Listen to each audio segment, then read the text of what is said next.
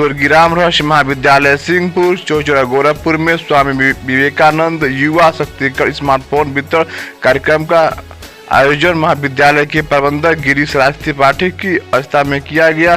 कार्यक्रम के मुख्य अतिथि बांसगांव सांसद कमलेश पासवान रहे।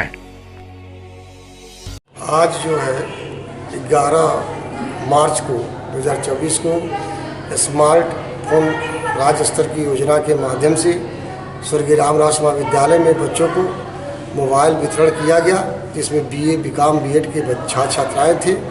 और इस कार्यक्रम के आज अध्यक्षता कर रहे महाविद्यालय के प्रबंधक श्री गिरीश राज त्रिपाठी जी और मुख्य अतिथि यहाँ के बांसगांव सांसद श्री कमलेश पासवान जी की उपस्थिति में यह कार्यक्रम संपन्न किया गया।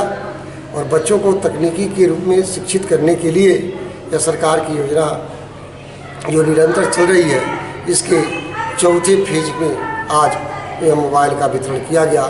इसके पूर्व भी SDM महोदय के माध्यम से, नायब तहसीलदार साहब के माध्यम से मोबाइल वितरित किया जा चुका है और पुनः चौथी बार यह मोबाइल वितरित किया गया है। सर आपका परिचय? डॉक्टर अरविंद कुमार श्रीवास्तव, प्राचार्य स्वर्गीय रामरस महाविद्यालय सिंहपुर चौचौरा गोरखपुर। आप सर, विद्यालय में आज किस तरह का कार्यक्रम? विद्यालय में आज जो है मोबाइल वितरण का कार्यक्रम था। बच्चों को कोविड के बाद वर्तमान सरकार द्वारा बच्चों की स्थिति को समझते हुए जो बच्चे ग्रामीण क्षेत्र में थे, ऑनलाइन क्लासेस नहीं कर पाते थे, उनके सर्वांगीण विकास के लिए वर्तमान सरकार ने मोबाइल वितरण का कार्यक्रम रखा था। जो बच्चों के बीच मोबाइल वितरण कार्यक्रम आज माननीय सांसद श्री कमलेश पासवान के द्वारा कराया गया एवं अन्य अतिथियों के द्वारा कराया गया। सर, कितने बच्चों को मोबाइल वितरण किया गया है? लगभग 300 के करीब किए। आपका परिचय? मैं गिरीश राज त्रिपाठी, स्वर्गीय रामरस महाविद्यालय का प्रबंधक हूँ। आज मोबाइल वितरण कार्यक्रम किया गया है यहाँ पे, तो आप बच्चों को क्या देंगे संदेश? प्रदेश सरकार द्वारा संकटकालीन परिस्थितियों में को देखते हुए जो योजनाएं संचालित की जा रही हैं और महाविद्यालयों में, विद्यालयों में जो मोबाइल वितरण का कार्यक्रम किया जा रहा है, मैं उन सभी बच्चों के साथ अभिभावकों से भी आग्रह करूंगा कि इसका समुचित सर्वांगीण विकास के लिए बच्चों से उपयोग कराएं। मोबाइल के दो पक्ष हैं, एक सकारात्मक, एक नकारात्मक। नकारात्मक पहलुओं पर ध्यान दें कि बच्चा सकारात्मक ही पहलुओं पर चल रहा है, नकारात्मक पर नहीं, और बच्चे जीवन में मूलभूत व्यवस्थाओं के तहत विकास करें। आपका परिचय? मैं चतुर्भुज शुक्ला, प्रदेश मीडिया प्रभारी हूँ।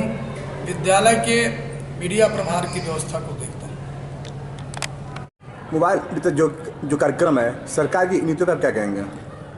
देखिए, कोरोना के बाद जब सारे लोग अपने घरों में कैद हो गए और बच्चों की पढ़ाई बिल्कुल अस्थायी रूप से बाधित हो गई, तो सरकार ने एक बहुत बड़ा विकल्प तैयार किया और घर में बैठे हुए बच्चों को तकनीकी के माध्यम से जोड़ने का काम किया। और ये उत्तर प्रदेश सरकार से लेकर केंद्र की सरकार दोनों के मतलब आपसी सामंजस्य से एक टेक्नोलॉजी के क्षेत्र में एक बहुत अभिनव प्रयोग है कि बच्चों को मतलब तकनीकी शिक्षा से लेके और कंप्यूटरीकृत बनाया जाए और उनको टेक्नोलॉजी से जोड़ के और उस लायक बनाया जाए कि आगे बच्चे जैसे जैसे उच्च शिक्षाओं से आगे बढ़ते हुए इंजीनियरिंग या अन्य क्षेत्रों में जाए तो उनके लिए रास्ते बहुत सहज हो और आसान हो। मोबाइल से बच्चों को कितना लाभ मिल सकता है? देखिए, मोबाइल से बच्चों को बहुत ज़्यादा लाभ होगा। दो चीज़ें हैं, जो बच्चे कोचिंग संस्थानों में जाके उच्च शिक्षण संस्थानों में पढ़ते थे और जिनके पास ऐसी व्यवस्था नहीं थी, उन बच्चों के लिए भी ये मोबाइल आज के तकनीकी क्षेत्र में इस प्रकार से ये मतलब समझिए कि वरदान साबित हुआ है कि बच्चे घर में ही बैठ के और ऑनलाइन कक्षाओं के माध्यम से बड़े बड़े शिक्षण संस्थाओं से वीडियो लेके और तमाम मतलब कोचिंग सेंटरों से लेके और वो शिक्षा ग्रहण कर रहे हैं और मोबाइल के माध्यम से वो अपनी तैयारी कर रहे हैं। जगदम्बा मणि त्रिपाठी, मैं राष्ट्रीय स्वयंसेवक संघ देवरिया का कार्यकर्ता हूँ और आज इस समय एक राष्ट्रीय स्वयंसेवक संघ का गंगा समग्र प्रकल्प है, उसका जिला संयोजक है। सर, ये चुनाव के समय में मोबाइल बांटना क्या? ये चुनाव के समय नहीं है, ये पहले से प्रस्तावित व्यवस्था है और चूंकि अब इसमें इलेक्शन आ गया है तो ये इलेक्शन से कुछ इसका मतलब नहीं है, ये सीधा सीधा सरकार की बहुत महत्वाकांक्षी योजना है बच्चों के लिए, तकनीकी शिक्षा से जोड़ने के लिए। तो इससे इलेक्शन से कुछ बहुत ज़्यादा मतलब नहीं है, ये एक अनवरत एक प्रक्रिया है सरकार का। लेकिन देखा जा रहा है इस मंच से राजनीतिक मंच, मान लीजिए यहाँ पे वार भी तो हो रहा है, लेकिन यहाँ पे राजनीतिक मंच भी बन गया है। अब क्योंकि सरकार है और उसके जनप्रतिनिधि हैं तो निश्चित रूप से मतलब है व्यवस्था के तहत मतलब दिया जा रहा है, लेकिन उसमें इससे इलेक्शन से और उस जनप्रतिनिधि से कुछ मतलब नहीं है, ये सीधा सीधा सरकार बच्चों तक पहुंचा रही है। तो बीच में कोई कड़ी और माध्यम होना चाहिए। लोग चाहते तो यहाँ के जो नज़दीकी डीएम साहब हैं उनसे भी मतलब वितरण कर सकते हैं, ताकि सांसद क्या मतलब करा रहे हैं, केवल से नहीं, अलग अलग जगहों पर जहाँ जैसी संस्था है ऐसा नहीं है, अधिकारी भी जाके वितरण कर रहे हैं, शिक्षाविद कर रहे हैं, नेता कर रहे हैं, जो जहाँ जैसा उपलब्ध है उसके हिसाब से हो रहा है। चुनाव के समय में सांसद से वितरण का क्या मतलब है? नहीं, सांसद से वितरण कराने का कुछ पता वो नहीं है, वो हमारे यहाँ के जनप्रतिनिधि हैं और कुछ ऐसी बात नहीं है कि सांसद चाहे वो भी मतलब अधिकृत है करने के लिए, सांसद कर सकता है। इसके पूर्व जो है तहसीलदार द्वारा ही मोबाइल वितरण कार्यक्रम किया गया था। अभी मुझे लगता है कि 10 दिन पूर्व तहसीलदार साहब द्वारा ही वितरित किया गया। उनका टाइम मांगा गया था, बस उनके पास समय अभाव के कारण नहीं पाया, जिस नाते जो है लेकिन इस कार्यक्रम में देखा गया कि सांसद जी वोट के लिए भी कब रहते हैं बच्चों से। चुनाव आयोग जब तक जो है ये पहले से संहिता की घोषणा न कर दे तब तक तो चुनाव का समय नहीं माना जाता है। और वर्तमान में हमारे सांसद कमलेश पासवान ही हैं, तो वो लोकतंत्र के नायक हैं, प्रोटोकॉल के व्यक्ति हैं, तो उनसे मोबाइल वितरण कराना कहाँ का गलत है। लेकिन मंच से वोट भी मांगा जा रहा है।